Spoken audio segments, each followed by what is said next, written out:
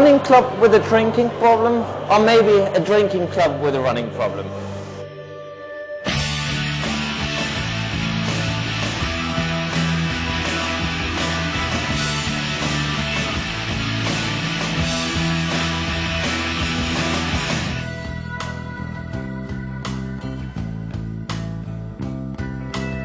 Hash was founded in 1936 or 37 in Kuala Lumpur by an Australian and an Englishman who had the idea of going for a drink.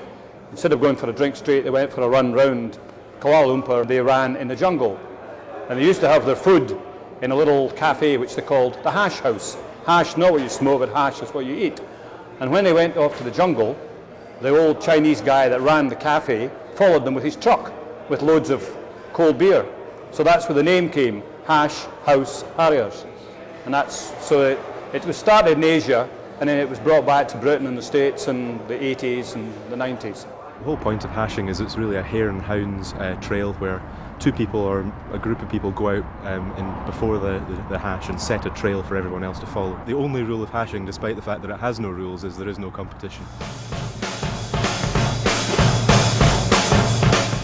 I tend to find people who are sort of in professions because they tend to come back from abroad where hashing is very, very big. Because hashing is mostly set up abroad, especially put it in Southeast Asia, where a lot of expats go. And it's a great place to go to join and get an instant group of friends and a good social life if you just come to work abroad, you don't know anybody.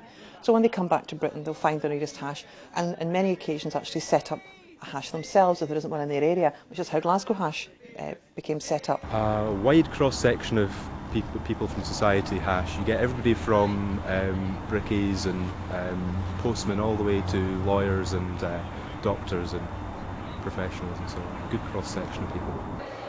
Eye surgeons, we've met street sweepers, we've met bankers, we've met a guy who makes porno movies, maybe someone like yourself, you know.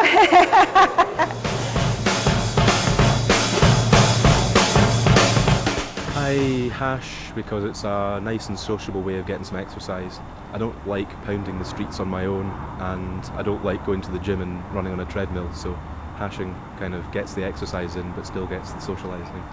Mostly it's the social aspect of it. People get out it exactly what they want.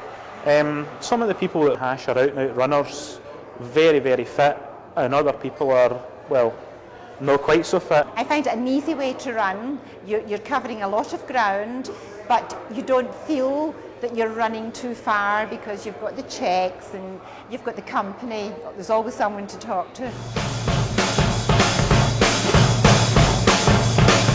The purpose of haring really is to set a trail which will satisfy fast runners, medium runners and slow runners. So you tend to put in long stretches of trail for front runners to get tired out on, and then ways of shortcutting for the slower people to catch up.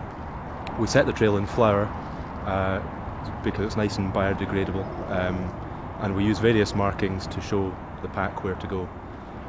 We use a circle, means a check, and from a check the trail could go in any direction. So the pack has to try and find flour down all different side streets. And if they come to an F, that means they found a false trail. They have to go back to the check and try in a different direction.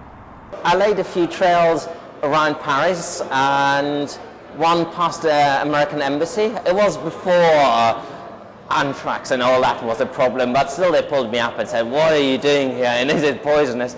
I had to eat the dumb stuff in front of them. People are not very tolerant of when they see people running around throwing handfuls of white powder down in the street. They think they're trying to poison their dogs, or Christmas has come early and we're all walking about with cocaine in our hands. I give out the Down Downs as RA Religious Advisor. What the RA is about is going about getting gossip and stuff like that, and silly things people have done, you know, silly things like not being able to find the venue that week, so parking your car and getting on a bus and finding out the venue's 200 yards around the corner, and silly things that people do, and digging up these wee stories and giving people Down Downs for.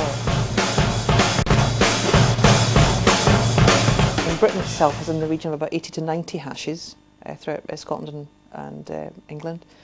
There's loads over in America, loads over in Southeast Asia and Australia and New Zealand. There's hashies in Russia, Moscow hash, all sorts of places like that, and the weirdest places. I've hashed with other hashes in Scotland primarily, but I've also hashed abroad. I've hashed in Europe, and I've also been to Malaysia for what is called Interhash, which happens every 2 years, and all the hashes from all over the world gather for a long weekend of hashing. We've hashed in Canada with the Vancouver hash several times.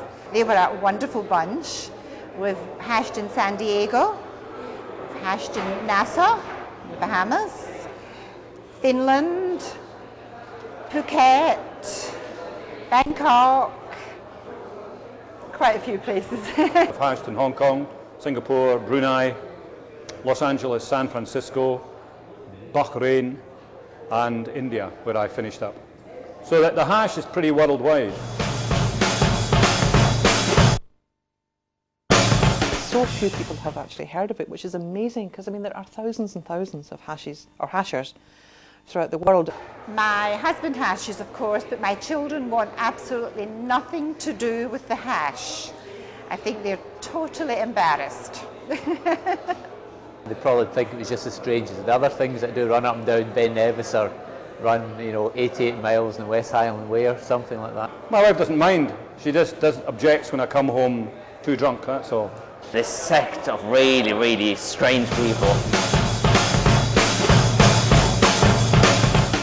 I think it's just far too much fun for anyone to really want to give it up. As long as there's big towns and plenty of folk coming back from abroad and wanting to set up hashes, there certainly will be. So it's a big, big thing without a doubt. I'm embarrassed. It's good fun. Everybody should try it. Don't try it at home. Outside it's much nicer.